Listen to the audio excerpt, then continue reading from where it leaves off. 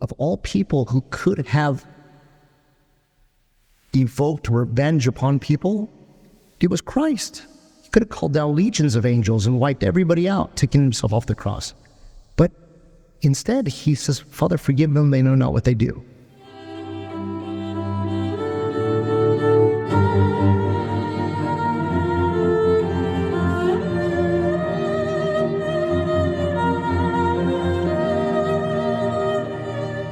I am Father Gary Kiriakou, and I'm thrilled that you're back for another episode of Armed with Faith. I'm really excited about this episode because we talked about St. Mary of Egypt and how she sought God's forgiveness and how God's forgiveness comes out abundantly, right? We see that in all kinds of episodes in the Bible. We see the thief on the cross. We see it with Peter denying Christ 3 times. We see it when the woman wept at Jesus' feet, even the prophet Nathaniel forgiving David. Just great stories. Joseph forgiving as well. So forgiveness is a huge part of the Christian life. It might even be the crux of the Christian life. It might be the point in which sets us apart from other faiths and other religions and what it means to be a Christian. You think about the ways that forgiveness is offered from Christ in the Bible and how freely it's given, and then how we're told to turn the other cheek and what that really means and how we are to implement that in our lives and to really kind of be the kind of Christians that God calls us to be.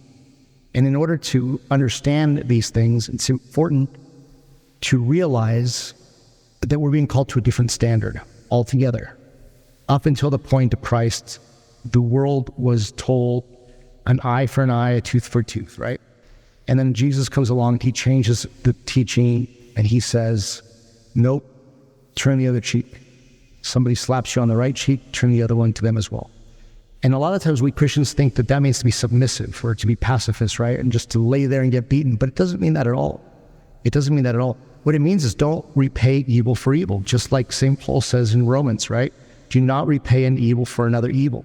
And so if we're going to stop that cycle in the world of you did this, now I'm get to do this to you, and then get this, and then we got to find justice for what you did to me, and I got to come after you.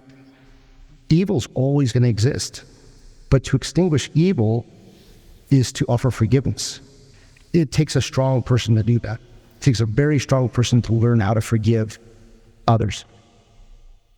And if we're not ready to, it could be damaging. As a priest, I always thought, why can't people forgive each other? Why do people hold on to grudges? And then I was attacked in a way. And I realized that you want to justify yourself. When somebody attacks your character, when somebody does something to you, you want to justify yourself in that, and you want to say, no, this is who I really am, when they're shining a light on you, right? And that is a way to get revenge or to seek retaliation. And in order for us to live a life that pleases God, we need to learn how to forgive. 2 awesome points in Jesus' life is when he says to turn the other cheek and when he actually does it himself. Christ had every reason not to forgive. And actually from the cross, while being crucified, says, Father, forgive them, they know not what they do. He's turning the other cheek and he's offering reconciliation, right? And so you have that form of forgiveness there with that reconciliation and not perpetuating the evil. And then in that, you kind of stop evil being perpetuated in the world and you allow for love to shine, because the world tells us, hey man, if you cut me off, I'm going to speed up and cut you off, right? And then, oh yeah, you think that's right? I'm going to speed up and cut you off. And then we keep cutting each other off. Then before we know it, we're in a 14-car accident, right? And what? Because somebody's ego got hurt, and it doesn't make sense. So that's one aspect of it, right?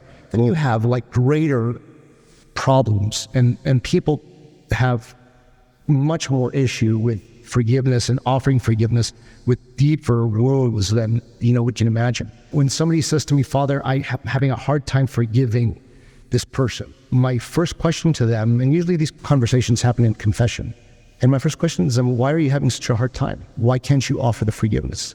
And usually the answer is because I want to be justified. I want them to admit that what they said is wrong, or I want them to admit what they did was wrong. I want them to acknowledge it. Well, you know what? You can go your whole life without somebody being able to be that self-aware and able to acknowledge it. So how then are you going to let that go? And I think that's where it comes in, is the human aspect of forgiveness. So Jesus tells us, like no other leader ever before in the world, to turn the other cheek.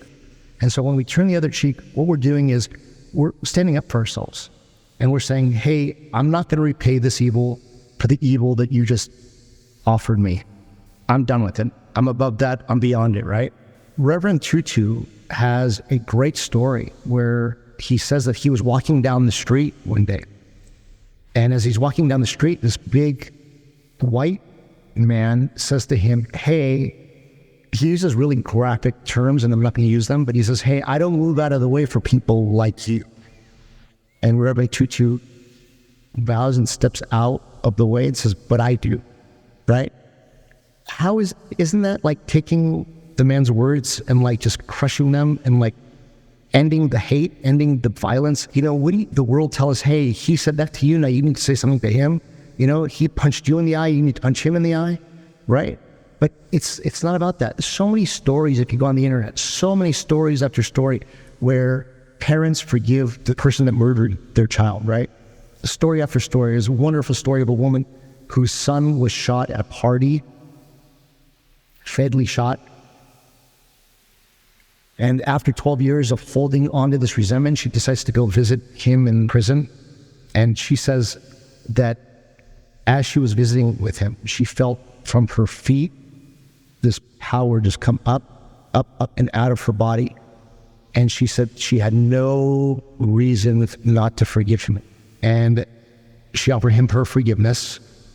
When he was released, she asked him to come live near her. And in interviews that she has given, she has referred to him as son, as her own son. When I was first ordained as a priest, my very, very first afternoon as a priest, I mean, we did the ordination. This was in Oakland. We did the ordination. We went to the hall for the luncheon, and there was a reporter from the Oakland Tribune there. And the reporter says to me, so you're a young man who just got ordained and you're going to serve your life. You're going to dedicate your life to the church and Christ's teachings. I says, yeah, really excited, right? Just got ordained. I'm ordained now. You know, I'm Father Gary for the first time. She says, what's the greatest lesson you want to teach? And I said, I think Christ's love, God's love for us, and the need to forgive. And I went on to say again how Jesus was the first leader to say that we need to forgive our enemies, right? Huge. And she's like, oh, that's great. You know, she's writing everything down in her little notebook, and that's great. That was September 9th, 2001. So September 10th, and then September 11th comes, and the towers are crumbling. And I'm at the church doing liturgy, and she shows up again and she says, well, now what? And I said, even in the midst of difficulty, we have to offer forgiveness. And man, I got torn apart. I made a lot of people angry. What people misunderstand is forgiveness doesn't condone the action. Forgiveness doesn't say, it's okay that you murdered my son. It's okay that you wrecked the car. It's okay that you cheated on me. It's okay that you did X, Y, Z. It's okay that you lied to me. You're not saying that when you forgive somebody. What you're saying is, hey, I'm releasing this, and I'm not going to seek retaliation or revenge. And it's so big. And if you think about it, when we do the liturgy, we're talking about peace, right? The first thing we say is, in peace, let us pray to the Lord. For the peace from God, let us pray to the Lord. No, peace be with you all, right? Peace, peace, peace, peace, peace, right? We are looking for peace, but yet we hold it within ourselves inside, right?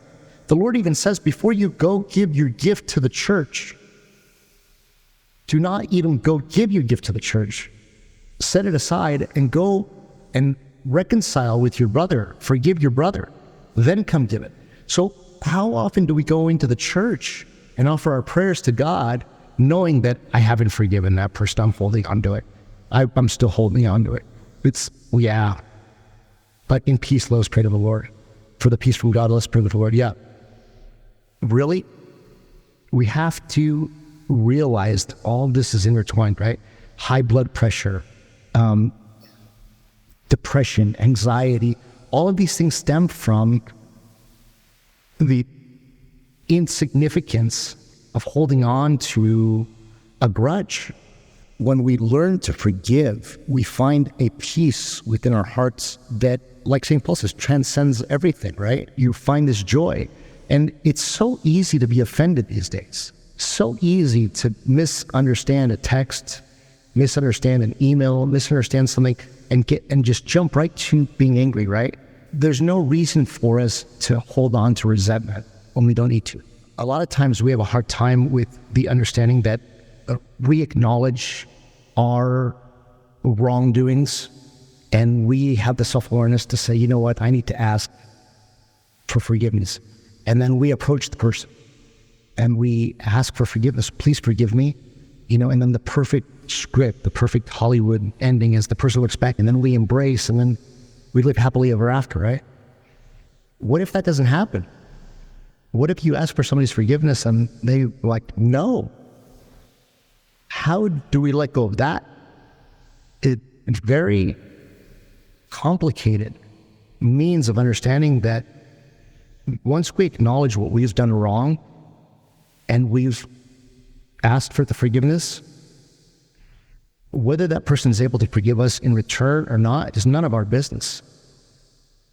It's not for us to be concerned with.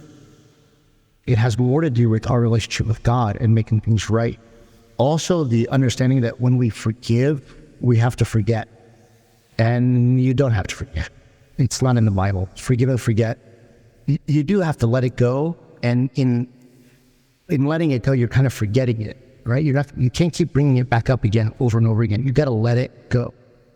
But you can protect yourself from it happening again, right? Like you can say, well, this person did this to me once. They did it to me twice. I'm not going to put myself in that situation for them to do it a third time. I forgave them once, forgave them twice. I'm not a fool, right? When you offer forgiveness to somebody, you have to consider what you want from the relationship. Do you want to restore it 100-fold? The bone is broken. At the point in which it's healed, it gets stronger, right? So a broken relationship after forgiveness can get even stronger. So sometimes a bone is broken and you really can't put it back together, and it's not going to be right, and you all have to move in your different directions in life. That's a real possibility. You move past it. That's what forgiveness is. Peter asks the Lord in Matthew, how many times are we supposed to forgive, right? Thinking that at some point I'm justified in holding on to this, right? Like how many times? And Jesus looks and says, you got to forgive him 70 times 7, right? And then my mind goes 70 times 490. Who's counting, right? Are you really counting? What he means by 70 times 7 is indefinitely. Just let it go, man. It's not about holding on to anything. There's no justification. It's just forgiveness. Just let it go. And man, I'm telling you, of all people who could have evoked revenge upon people, it was Christ. He could have called down legions of angels and wiped everybody out, taking himself off the cross. But instead, he says, Father, forgive them, they know not what they do. What a beautiful story. That's what forgiveness is. It's a hard thing to do, but it's necessary. It's a really hard thing to do, but it's necessary. You don't need to go to an Orthodox church, but you really should go to a church. Encounter Christ.